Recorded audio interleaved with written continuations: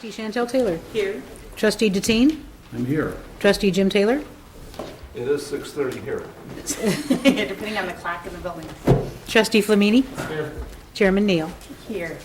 First item on the agenda is the approval of the minutes of the regular meeting held January 15th, 2013 at 6:30 PM. Is there a motion? So moved. Motion is second by Lloyd. Any discussion? Clerk, please call the roll. Trustee Chantel Taylor. Aye. Trustee Deteen. Aye. Trustee Jim Taylor. Yes. Trustee Flamini. Aye. Chairman Neal. Aye. Item 4 is authorized bills. Trustee Jim Taylor. You have on your agenda a breakdown of the bills that we need to consider and to pay tonight. Total amount of $180,076. I have gone through the bills with Sherry and her staff, and it's my recommendation that they be paid. Second. Second, any discussion? Clerk, please call the roll. Trustee Chantel Taylor. Aye. Trustee Deteen. Aye. Trustee Jim Taylor. Aye. Trustee Flamini. Aye. Chairman Neal. Aye. There is no assessor's report, so that moves us to the supervisor's report announcements. You have before you a small packet. The first item I'd like to review is the monthly report. In your packet for the month of January, we have listed out how many clients that were involved in case management, emergency assistance, emergency transportation, the referrals, senior programs, just so you can have an idea of the caseload that's going on at the township. This information will also be posted on our website, thanks to a suggestion from Ms. Sherry Beal. So that's the first item. I just wanted to share those numbers with you on a monthly basis. We started doing that 2 months ago. The next item on the agenda, at the WINGS meeting, which stands for Women Interested in Government, on Saturday, I met a young lady by the name of Heather Ritchie, a student at Grace Lake North, who is being mentored by her teacher, Mr. Chris Kubik, out at Grace Lake North, and he is actually a Zion resident. And she has an incredible opportunity at a speech competition in Peoria through the American Legion. And I asked her to attend tonight, 1, so that she could get some practice in, and 2, so that our community could hear her inspirational message. So Heather, if you want to come on up. She has to give an 8 to 10 minute speech, and I've heard it a couple of times, and it is very inspirational. And so I'm really glad that we have Zion Central Middle School students here to hear this speech too, because it's really powerful. So go ahead, Heather. Would you like me to stand right here? Sure. This is called A Good Citizen. I remember when I was a child, watching people approach my mom, shake her hand, and thank her for her service. It didn't matter if we were at the mall, grocery store, or elsewhere. Strangers would go out of their way to say thanks. At the time, I did not understand the reason for the gesture, but I noticed my mom was wearing her Air Force uniform when this occurred. She gratefully returned their salutation by saying, "Thank you for being a good citizen." Surprised by her out-of-the-ordinary response, they would pause for a moment to contemplate what she had said. After all, it's not every day that civilians are thanked for their service. Although I did not understand my mom's response at the time, or what it meant to be a good citizen, I did sense her sincerity in what she was telling them. As time passed, my curiosity heightened, along with my appreciation for the role of the U.S. military in its fight for freedom, and in preserving one of the world's most effective democracies. In school history courses, I learned the importance of speak softly and carry a big stick, Theodore Roosevelt's concept. But it was my mom's response to these passersby that really intrigued me. What makes a citizen good, I wondered.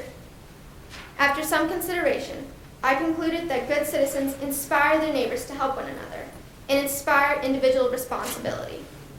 They engage in random acts of kindness. They respect people, are courteous to one another, and promote goodwill throughout their communities. The military physically protects the U.S. from harm, but ordinary citizens help keep it intact by upholding these basic principles that contribute to the integrity of the country.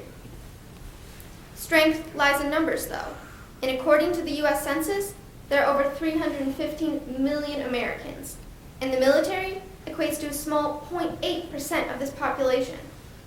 Ordinary citizens have the ability to shape the country through their actions and words, and are also responsible for protecting their own rights, freedom, and foundation on which the country has flourished.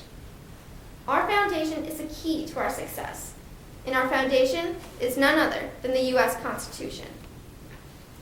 Ratified in 1787, the Constitution became the law of the land, as stated in Article 6, Clause 2. It keeps our nation sovereign, our powers balanced, and our rights protected. This old document has survived wars, injustice, and challenges, but it still governs our country almost 225 years after its ratification with remarkably few changes. It was one of the first constitutions in the world created for a major entity and set a standard by which all subsequent constitutions could be measured. Constructed on foundational principles with relatively few established precedents, it is the shortest constitution in the world, consisting of 7 articles and eventually 27 amendments. Despite its brevity, the Constitution safeguards against potential threat of wayward supremacy.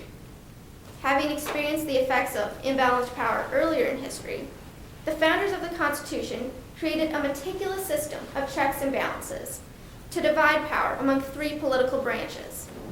In addition, they distinguished between the federal, state, and local governmental powers. Preceding the Constitution were the Articles of Confederation, which struggled to balance power between the states and federal government. This resulted in a weak, centralized government, incapable of maintaining order, causing riots and rebellion. As a result, 55 delegates from 12 states gathered at the Constitutional Convention to revise the Articles, with no intentions of destroying them. But several Federalists, including James Madison and Alexander Hamilton, knew that a major overhaul would be necessary if the U.S. were to prevail. The ideas discussed at the Constitutional Convention were radical, untested, and possibly unworkable. Clause by clause, the Constitution was pulled apart, criticized, and debated. But after exhaustive efforts, the end product was a document that would last ages. 3 years after its ratification, though, the framers, and particularly the Anti-Federalists, discovered that something was missing and added the Bill of Rights to the Constitution, which would protect individual citizens' rights and freedoms. A most basic citizen right is the freedom of speech, outlined in the First Amendment of the Bill of Rights, and allows for infinite ideas, thoughts, and opinions to be openly shared. While this freedom encompasses both negative and positive expressions, I've seen it unnecessarily used to disrespect, abuse, and offend people. This freedom is often taken for granted, as some people forget the countless number of people around the world who have been imprisoned, beaten, or killed for what they have said. The freedom of speech has the power to change the country and influence the world, and therefore it should be used responsibly. The first president of the United States, George Washington, was the most revered figure in his time and encouraged respectful communication. His high level of civility was influenced by writings of Jesuits called Rules of Civility and Decent Behavior, many of which he lived by. Rule number 49 states, use no reproachful language against anyone, neither curse nor revile. Many are detached from observing these kinds of reasonable boundaries that infringe on the values of others versus embracing our historical orientation toward civility and servitude. Freedom of speech is an opportunity to honor, love, and compliment for the collective good. Words can tear someone down or build someone up, and the Constitution makes this an option.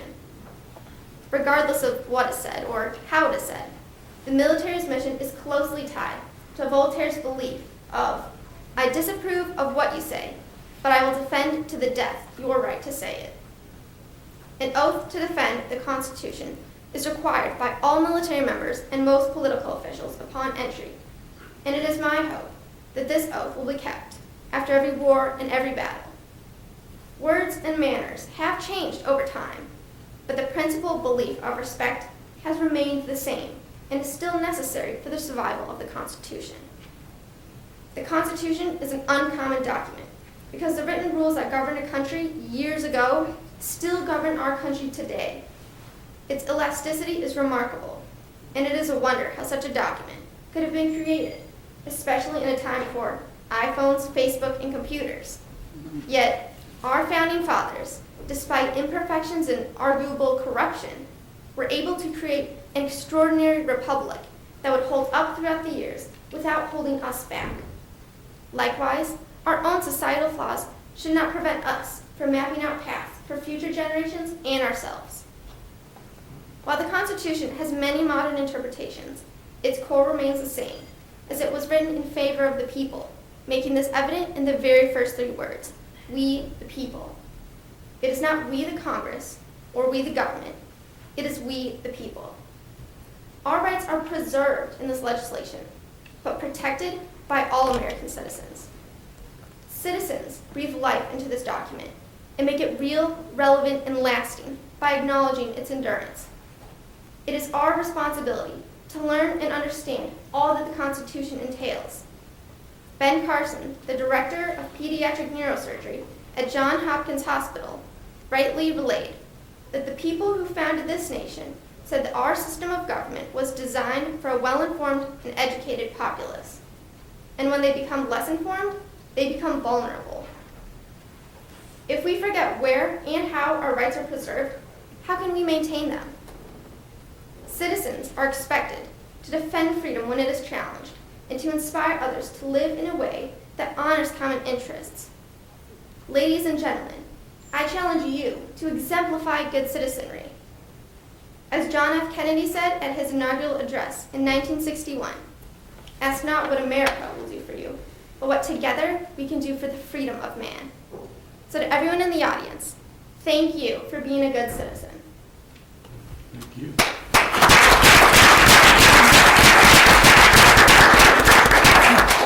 Thank you, Heather, for driving over here, and good luck in Frisbee football tonight and at the competition on March 2nd. So Thank I you look so forward much. to hearing. Thank you. Thank you. Bye-bye.